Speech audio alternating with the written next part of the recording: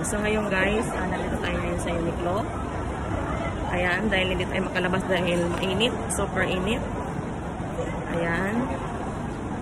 Dito ngayon sa Newton Plaza, ito po yung itsura ng ground floor.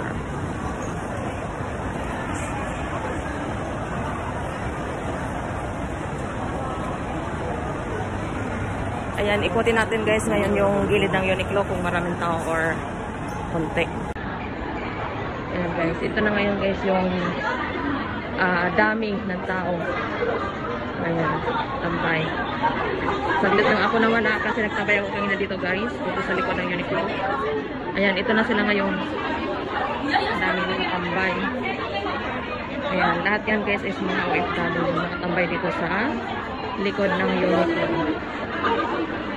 Ayan. Dahil mainit sa labas. Ayan. Buti na lang itong mall ay pinapayagan na yung mga OFW ay pwede magtambay dito sa gilid ng Uniqlo. Minsan guys, pinapaalis ang tumatambay dito. Minsan, hindi naman pinapaalis. Ang tumatambay dito guys is mga Pinay at saka Indonesia. Ayan. Ayan guys.